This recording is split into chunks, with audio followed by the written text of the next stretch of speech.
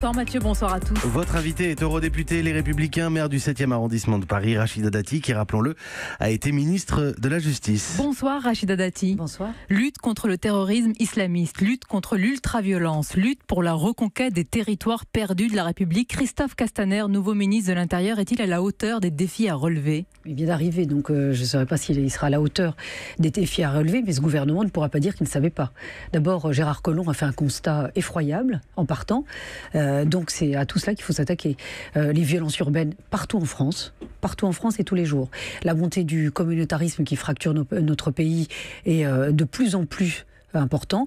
Et donc ces enjeux-là et ces défis-là, il faudra effectivement que le nouveau ministre de l'Intérieur s'y attaque et s'y attaque fermement. Dans votre camp, à droite, on ne lui laisse pas le temps d'arriver. Certains dénoncent un supposé laxisme de Christophe Castaner sur ces sujets-là.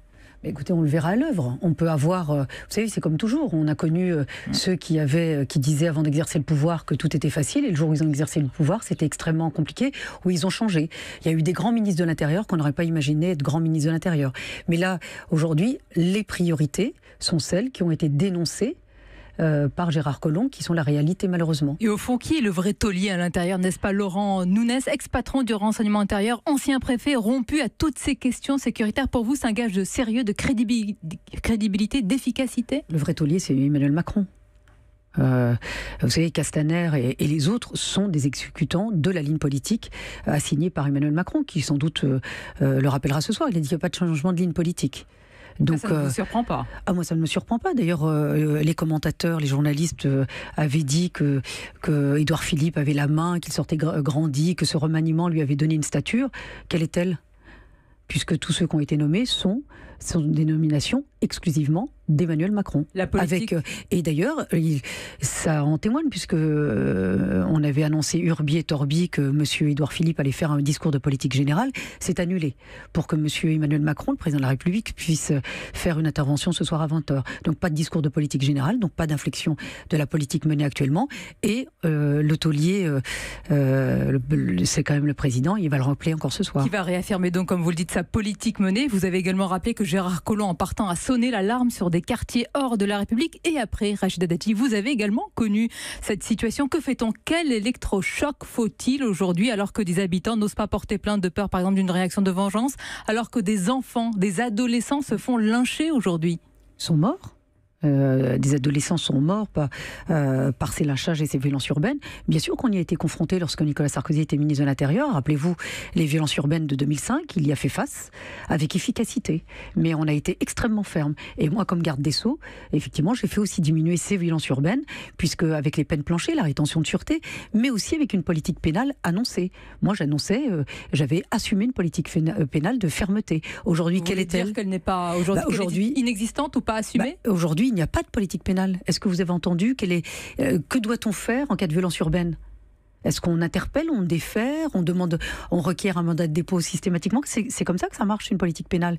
Moi, j'avais pris une politique pénale extrêmement claire sur les violences urbaines, sur les récidivistes, sur les mineurs délinquants, puisque aujourd'hui, certains découvrent qu'on pourrait instaurer une majorité pénale en deçà de 16 ans. Mais moi, le texte, je l'ai laissé sur la table, puisqu'on me l'avait contesté à cette époque sur la rétention de sûreté, pour les criminels dangereux. Mais j'ai assumé une politique pénale. J'ai construit, malgré tout. J'ai construit des places de prison. Ce n'est pas pour remettre en cause un bilan, mais la violence est enracinée, le communautarisme s'est installé, les ministres passent, et ce sont les habitants et les citoyens qui trinquent. Bien sûr, c'est pas que les ministres. Beau mettre en avant non, vous avez raison. C'est qu'un bilan, c'est jamais définitif.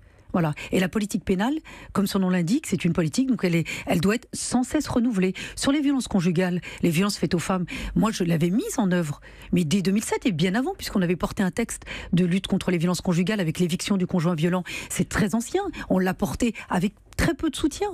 Donc ces politiques pénales. Vous savez, moi, le système de la pétition me gêne. Moi, ce qu'il faut, c'est une politique pénale, c'est pas une pétition, puisque c'est de la délinquance. Mais la fermeté, la politique pénale, l'exécution des peines, vous savez, ça c'est très dissuasif. C'est important. Les policiers sur le terrain se plaignent régulièrement des faiblesses des réponses pénales. Ils dénoncent des délinquants libres très rapidement, sans véritable sanction. Police et justice doivent marcher de pair. Moi, je vais vous dire, j'ai été magistrat et j'étais garde des Sceaux. Quand vous êtes magistrat, vous êtes soumis à une politique pénale, donc vous suivez effectivement les instructions de politique pénale. Il faut exécuter les peines. Il faut aussi suivre la politique pénale quand vous êtes déféré, quand vous interpellez. Il y a qu'à. Non, c'est pas il faut, il y a qu'à.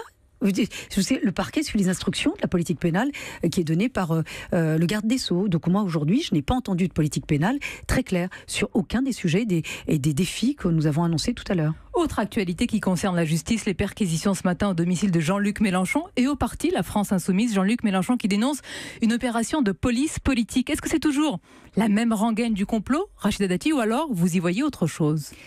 Alors moi je suis très gênée par cela, moi j'ai été magistrat donc j'ai aussi ordonné des perquisitions. Ce qui gêne aujourd'hui, c'est vrai que ce sont des personnalités publiques sur des partis politiques, c'est spectaculaire. En plus vous avez les chaînes info, vous avez les réseaux sociaux, donc tout ça devient du spectacle. Et moi je trouve que ça nuit... Vous avez Jean-Luc Mélenchon qui se filme lui-même dans son domicile ça nuit à la justice et ça nuit aussi à l'état de droit. Oui, mais la question, le Premier ministre interpellé à l'Assemblée rejette toute collusion avec le pouvoir politique, réfutant toute intervention auprès des procureurs. C'est impensable, n'est-ce pas ? Non, mais quand vous faites une enquête préliminaire... C'est impensable, n'est-ce pas ? Non, mais moi, je n'ai jamais donné d'instruction. Ça n'existe pas. En tous les cas, je n'ai jamais donné... Ça n'existe plus ? Non, mais ça n'a jamais existé. C'est interdit. Pas d'instruction individuelle, jamais. Mais vous donnez une politique pénale. Par exemple, vous dites sur le blanchiment d'argent, sur les violences conjugales, vous dites par exemple, vous interpellez, vous déférez, vous demandez, on requiert un mandat de dépôt, on place sous contrôle judiciaire. Ça, ce sont les lignes de politique pénale générale. Ce n'est pas une instruction individuelle. Donc, sur ces affaires, effectivement, il y a des magistrats qui sont saisis. On est dans un état de droit. C'est vrai que c'est une enquête préliminaire. Donc, l'accès au dossier n'est pas possible à ce stade. Mais je pense que... Mais sur la forme, ça ne vous surprend pas. Perquisition tôt le matin. Un dispositif assez important mis en place. C'est le code de procédure pénale et c'est vrai quand ça vous arrive, c'est pas très agréable. Il n'y a pas qu'à Jean-Luc Mélenchon que ça arrive, qui est en tous les cas aux prises avec la justice. Il y a aussi Marine Le Pen qui dénonce également un complot. Quel que soit d'ailleurs, Rachida Dati, le résultat et le fondement des enquêtes menées par rapport à ces personnalités politiques, le fait que cela interfère de plus en plus avec des campagnes électorales, campagnes des européennes, est-ce que cela vous interroge ? Pendant longtemps, moi j'ai connu ça. Ça a été une époque où, par exemple, quand on était en période électorale, on suspendait toute action judiciaire. C'était à peu près les usages. Maintenant, apparemment, ça se fait plus ou moins, ou en tout cas, on le voit que ça ne se fait pas. Mais regardez, pour Marine Le Pen, c'est vrai que quand il y a eu la saisie des subventions, elle a fait appel, le principe a été maintenu, mais le montant de la saisie a été réduit. Donc, heureusement qu'on est quand même, que les droits de la défense peuvent s'exercer. Avec une demande d'examen psychiatrique qui peut quand même surprendre, quoi qu'on pense de sa politique. Je suis d'accord avec vous, et moi, c'est pas une histoire de... Là, pour le coup, c'est l'état de droit et les droits de la défense. Vous avez raison de soulever cela. Ce qui peut nuire à la justice, mais aussi aux magistrats qui, certains ne peuvent pas s'exprimer, les procureurs peuvent le faire, les juges d'instruction ne peuvent pas le faire.